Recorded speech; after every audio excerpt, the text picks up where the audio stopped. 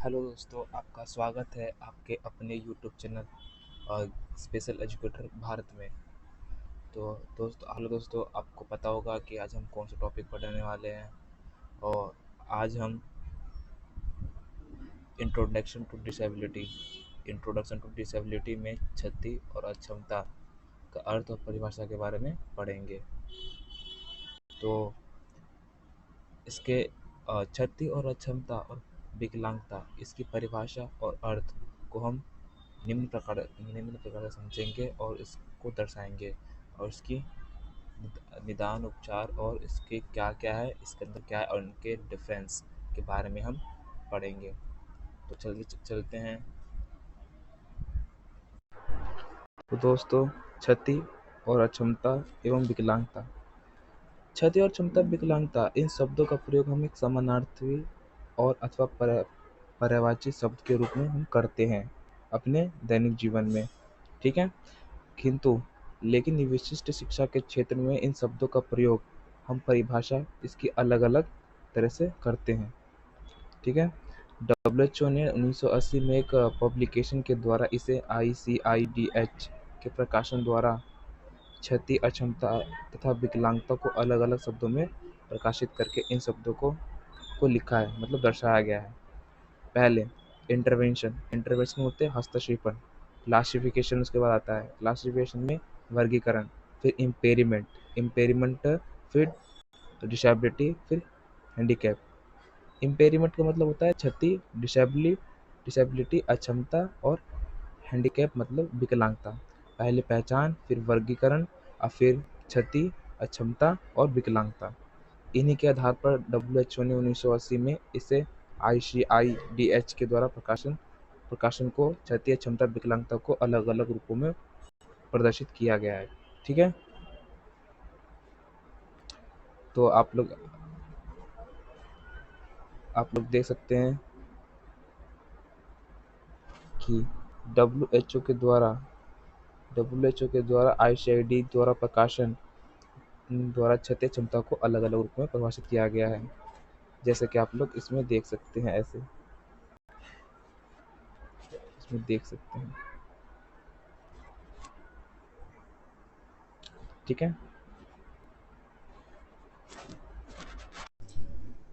तो जैसे कि आप लोग देख सकते हैं, अभी आपको स्क्रीन पे दिख रहा होगा कि बीमारी मतलब बीमारी या चोट, इसे इंग्लिश में बोलते हैं डिसीज। इसके बाद इसके कारण ही क्षति होती है, इम्पेयरमेंट, और क्षति से ही अक्षमता आती है, डिसेबिलिटी, अक्षमता से ही विकलांगता आती है, जो हैंडीकैप कहते हैं विकलांगता। और विकलांगता से ही उसको किस प्रकार से उसको सेवाएं सरलता से, सुगमता से, आरसे द्वारा से कैसे सेवाएं प्रदान की जाती है, ये रिहैबिलिटेशन में आता है, पुनर्वास प्रशिक्षण में, ठीक है। अब हम बात करेंगे, लेकिन आप लोग देख सकते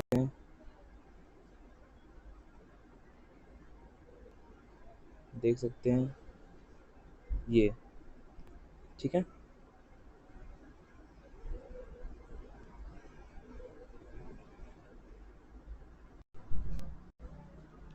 अब हम पढ़ेंगे क्षति।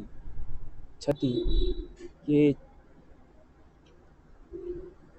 क्षति को बोलते हैं इम्पेयरमेंट। क्षति का अर्थ होता है कि अगर बीमारी या चोट के कारण शरीर के अंग में या किसी भी अंग में जो परिवर्तन आता है बीमारी या चोट के कारण, तो उसे हम क्षति कहते हैं, मतलब इम्पेयरमेंट कहते हैं, ठीक है। ये शारीरिक या मानसिक स्तर पर हो सकते हैं, ठीक है।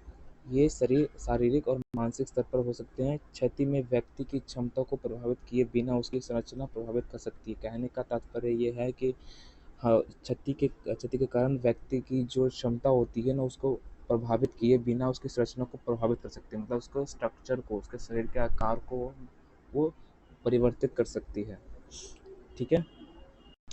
और इसके उदाहरण क्या होते हैं इसके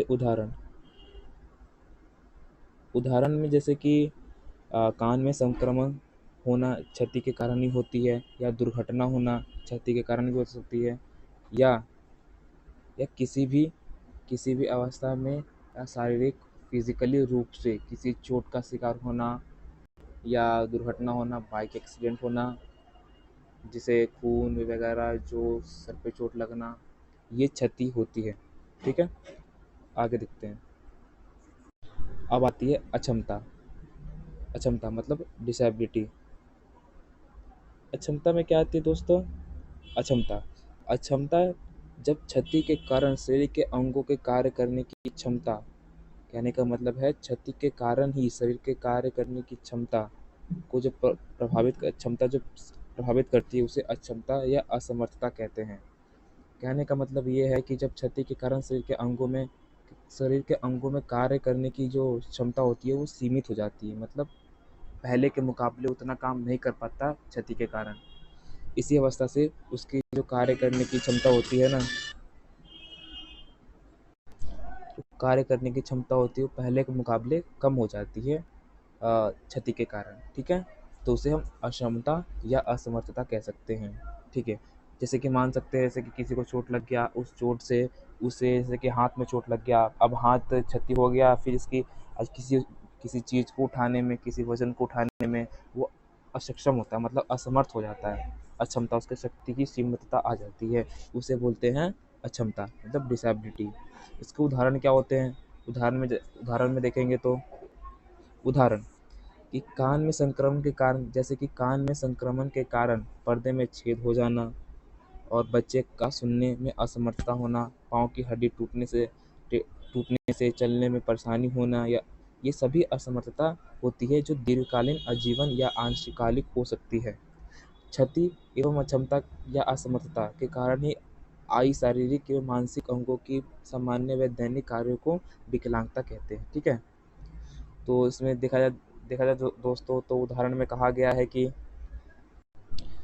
जैसे कि जैसे कि पहले वाले एग्जाम्पल में क्या क्या कहा गया था क्षति में, जैसे कान में संक्रमण हो जाना, तो उसका उल्टा क्या, जैसे कि कान में संक्रमण होकर उसके पर्दे फट जाना, जो हमारे कान होते हैं ना, ईयर जो हमारे होते हैं, उसके पर्दे फट जाना, ये डिसेबिलिटी का लक्षण हो सकते हैं। ठीक है,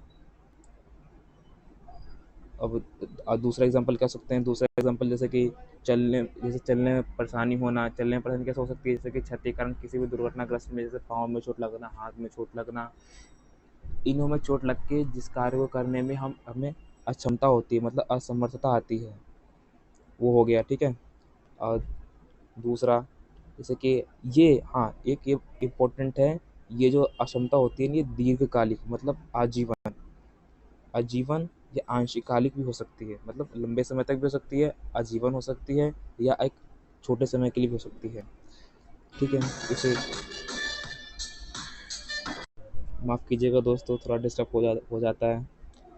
तो आप लोग देख सकते हैं कि आपको ये समझ में आ गया, आंशिकालिक, दीर्घकालीन या आजीवन, ये डिसेबिलिटी को दर्शाता है। ठीक है, अब आगे देखेंगे डिसेबिलिटी मतलब विकलांगता। ठीक है, ये सॉरी दोस्तों, ये विकलांगता नहीं, कहने का मतलब है ये हैंडीकैप है। ये विकलांगता को बोलते हैं इंग्लिश में हैंडीकैप। हैंडीकैप क्या होता है, मतलब विकलांगता क्या होता है? विकलांगता वह हानि है जो एवं क्षति के उपरांत व्यक्ति की आयु, लिंग या सामान्य स्तर के अनुरूप कार्य करने में जो बाधा पहुंचती है, ये व्यक्ति की उस चरम सीमा तक पहुंच जाती है जहां से उसे सामाजिक कार्य करने में कठिनाई होती है और वातावरण पर निर्भर होता है। ठीक है, या दूसरे शब्दों में कहा जाए कि आप जैसे कि क्षति, अक्षमता के कारण ही उत्पन्न अवस्था में जो समस्या आती है, उसे हम विकलांगता कहेंगे, मतलब हैंडीकैप कहेंगे। ठीक है, इसमें क्या होता है विकलांगता में दोस्तों? विकलांगता ये क्षति को भी पार करके जाती है, और ये क्षति के कारण अक्षमता आती है, और अक्षमता अक्षमता और क्षति के कारण विकलांगता आती है। इन दोनों को मेल जोल से ही विकलांगता बना है हैंडीकैप।